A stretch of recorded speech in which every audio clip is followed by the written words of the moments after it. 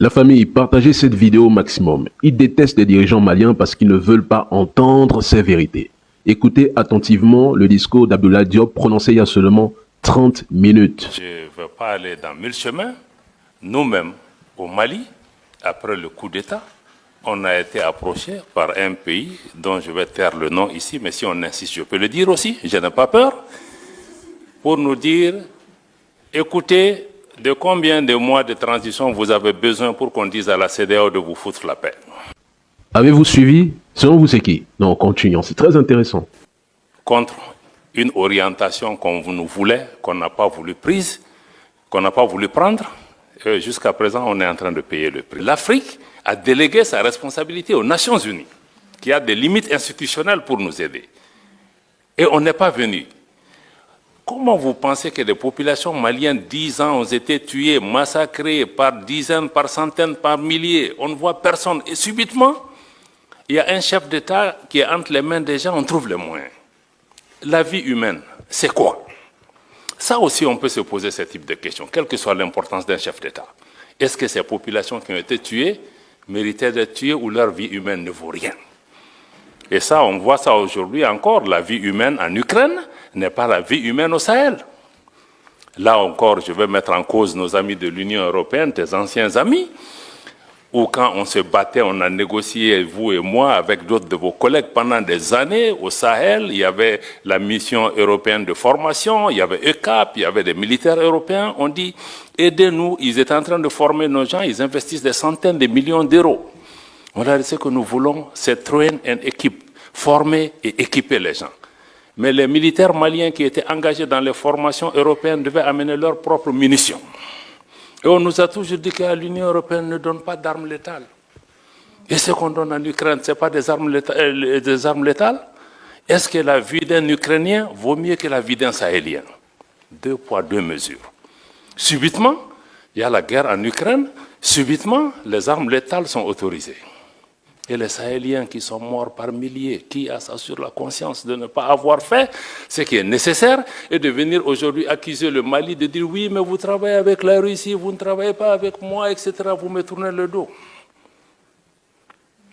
Quelqu'un a posé la question, ancien partenaire, nouveau partenaire. Ça, je vais vous répondre, madame. Parce que les gens ont l'habitude d'utiliser ça, oui, pourquoi laisser un ancien maître pour un nouveau? Mais ça, je crois qu'il faut même sortir de la décolonisation mentale, parce que la Russie n'a colonisé aucun pays. Il ne faut pas comparer des choses qui ne sont pas comparables. On parle d'anciennes puissances coloniales qui ont des habitudes qui ne sont pas parties. Maintenant, nous cherchons la sécurité pour notre pays. On va là où on trouve, puisque les Européens vous dites que vous ne donnez pas d'armes létales. Le Mali, ce qu'on a avec la Russie, ce n'est pas des prêts, ce n'est pas des dons, on achète. Ils nous vendent.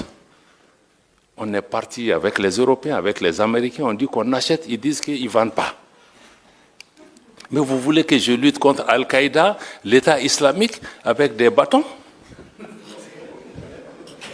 Et subitement, en Ukraine, vous vous êtes rendu compte qu'il leur faut des armes pour se battre.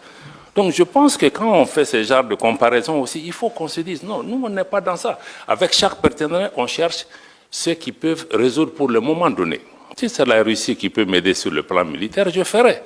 Si demain, c'est les Américains qui font mon affaire sur le plan économique, je ferai. Si c'est demain les Turcs qui peuvent... Donc moi je pense qu'il faut que les gens comprennent que nous sommes dans ce schéma. Parce que quand le Mali a voulu choisir, on nous a dit que non, vous ne pouvez pas choisir. On dit aux gens, non, tu viens dans ma maison, mais tu me dis que moi, je vais dormir dans telle chambre, tu chasses ta femme et ton voisin ne viendra pas chez toi. On était dans ce type de situation. Quelqu'un dit oui, la souveraineté, on en a parlé pendant des années. Ce n'est pas un concept nouveau. Mais ce n'est pas un concept nouveau parce que l'Afrique francophone n'a pas grandi, elle est restée adolescente. Elle n'a jamais été décolonisée. Pourquoi on a 6 coups d'État dans des pays francophones et pas dans des pays anglophones? Ça, ce sont des questions de fond qu'on doit répondre. C'est pourquoi nos pays en sont. C'est une honte pour nous que 60 ans après les indépendances, on parle même de souveraineté. Parce qu'on ne l'a pas. Ni monétaire, ni économique, ni politique. Donc je crois que ça, il faut vraiment intégrer ces éléments dans l'élément. Je crois que tu as parlé aussi de crédibilité, c'est ça. Quand on dit au pays démocratie, ceci, mais nous voulons tous la démocratie. Le Mali a été un modèle de démocratie avant de tomber là où nous sommes tombés. Mais il faut aussi regarder les choses dans l'ordre. Mais vous disiez, bon, les pays où il y a eu le coup d'État, on parle de qui? On parle du Niger, du Mali et du Burkina comme s'il y a eu des coups d'État que chez nous. Mais les autres là, il s'est passé quoi? Pourquoi personne ne s'interroge? Pourquoi personne ne s'interroge de l'absence d'élection en Ukraine? Pourquoi? Grande question encore. 2 poids, 2 mesures. Donc je vais revenir un peu, tu as raison, l'industrialisation, la transformation, c'est la clé. Même nous, tout ce qu'on est en train de faire sur la sécurité, ça sera nul si on ne répond pas aux attentes de cette jeunesse, les emplois, les transformations qu'il faut. Je n'ai pas le temps de développer par rapport à ça. Aurélien l'a dit, si on veut parler encore de double standard, je l'ai dit encore au déjeuner avec les gens, j'ai dit, mais on a des organisations où, quand les chefs d'État sont assis, on ne leur dit rien. Ils font tout ce qu'ils veulent.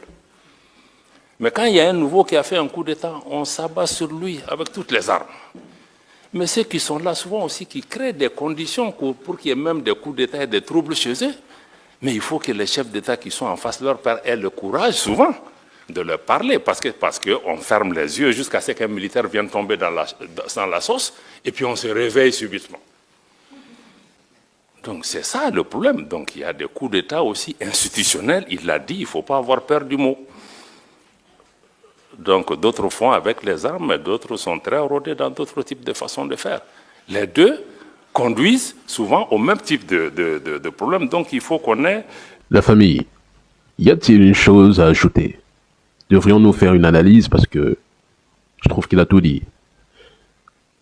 La vérité, très souvent, ça blesse, mais à un moment donné, il faut l'accepter. La famille, dans cette seconde partie de la vidéo, Abdoulaye Diop est très clair sur le retour dans la CEDEAO, les tentatives de déstabilisation occidentale et les sanctions imposées. Écoutez attentivement. Les sanctions aussi, il faut revenir à ça. Je crois que quelqu'un en a parlé ici.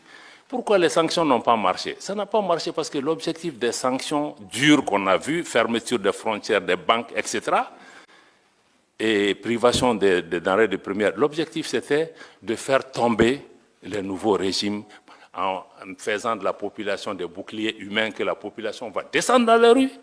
Je connais des chefs d'État qui ont dit dans les sommets que vous mettez une sanction comme on a fait au Niger, je vous donne ces 2 semaines maximum, ça va s'écrouler. Ça ne s'est pas produit. Et aussi, l'opposition CEDEAO-AES, je pense que c'est une création. Moi, je trouve même que c'est une création de certains responsables de la CEDEAO. Parce que quand nous, on a créé l'Alliance des États du Sahel, la charte du Liptako-Gourma le 16 septembre 2023, vous allez lire le préambule, il réitère l'attachement des 3 pays à la charte des Nations Unies, à l'acte constitutif de l'Union africaine et au traité de la CEDEAO. Pourtant, les 2 sommets de la CEDEAO qui ont suivi, ils ont dit non, non, non, ces gens, ils veulent casser l'intégration, ils ne veulent pas de ceci, ils ne veulent pas de cela, c'est une organisation fantôme. Donc, on a créé un antagonisme qui n'avait pas lieu d'être. Mais souvent, on peut juste vous demander où est-ce que vous étiez quand les Maliens mouraient par centaines de milliers à Tombouctou, à Gao, à Kidal, hein, et dans la région de Mopti. Personne ne leur venait au secours. Est-ce que vous êtes interrogé comment ces gens mouraient? Est-ce que ces grandes organisations se sont occupées de ça? Donc, je pense que nous considérons que nous passons des difficultés. Personne n'a dit qu'on veut installer des dictatures militaires, etc.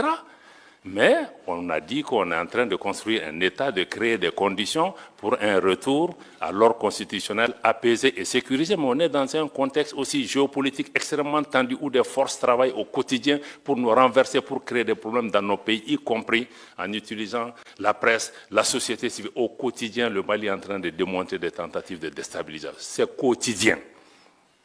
Et je n'invente pas la chose par rapport à ça. L'UEMOA, ce n'est pas un secret. Moi, j'ai vu, le président de la commission de l'UEMOA n'a jamais voulu rendre visite au Mali en disant que nous, il n'a pas reçu d'autorisation pour le faire.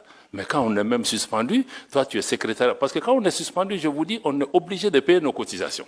Donc, ça veut dire que le président de la commission, je le paye. Il est obligé de venir au Mali, de regarder c'est quoi la situation. Donc je pense que toutes ces séries d'erreurs doivent pouvoir être évitées de mon point de vue. Notre sœur journaliste de Africa, il a dit l'accès à la mer.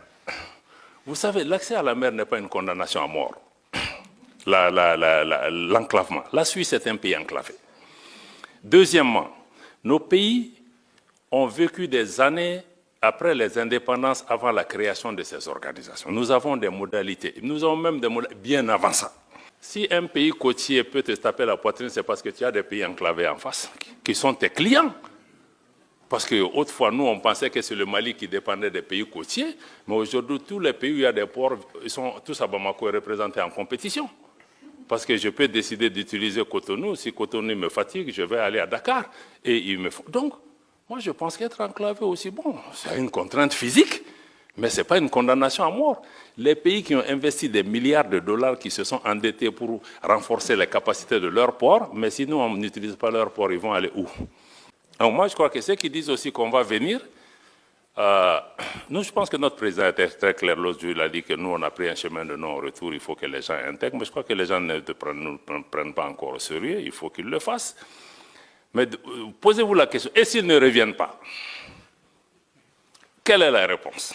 Donc je crois que prenons les deux options et disons-nous, on est tous des hommes politiques, je crois que toutes les options peuvent être possibles, mais posons-nous aussi l'autre question. D'ailleurs, je pense que notre frère du Maroc l'a indiqué, que bon, il y a d'autres initiatives qui viennent. Le Maroc a mis en place cette initiative royale. Ça veut dire qu'on a la CEDEAO, on a d'autres mécanismes, on a d'autres offres. Comme pour les partenariats, là, je crois qu'il y a plusieurs offres, hein, que personne n'ait l'arrogance de penser que je suis la seule voie. Et après tout, nous sommes des pays qui ont existé avant ces organisations. Donc, en résumé, vraiment, c'est dire que nous, l'initiative de l'AES, c'est que vraiment nous voulons compter sur nous-mêmes pour nous en sortir. Ça ne veut pas dire qu'on n'a pas besoin des autres, ça ne veut pas dire qu'on ne veut pas faire de partenariat, mais on est sorti du paradigme où on pensait que c'est l'ancienne puissance coloniale, c'est X, Y, s'il ne me vient pas en aide, je vais mourir. Mais il faut que nous aussi, on regarde en nous-mêmes quelle est notre valeur. Parce qu'on nous a mis dans la tête qu'on est pauvre et nous-mêmes, on est convaincus qu'on est pauvre. Et ceux qui nous disent qu'on est pauvre, ils sont chez nous, même si on les chasse, ils ne vont pas. Donc, quelque part, il faut que nous-mêmes, on change notre regard sur nous-mêmes. Peut-être qu'on n'a pas tout. La famille, en réalité, la CEDEAO était prête à plonger le Sahel dans le chaos simplement parce qu'elle refusait de voir Assimi Goïta, Ibrahim Traoré et le général Tchani au pouvoir. Tout simplement parce que les intérêts occidentaux étaient menacés. Quelle méchanceté. Lorsqu'on vous explique que la CEDEAO est instrumentalisée, lobotomisée, manipulée, vous nous chantez la bohème. L'AES souhaite juste évoluer, avancer, et ce n'est pas si compliqué à comprendre. Mais pourquoi cet acharnement, cette haine, cette jalousie, alors que ces trois pays ne vous demandent rien? Et lorsque ces trois pays parlent de vos présidents, vous dites non, ne parlez pas de notre pays, parlez de votre pays, à chacun son pays. Mais laissez donc l'AES évoluer, c'est tout ce que les AESiens vous demandent, c'est tout. Rien que cela.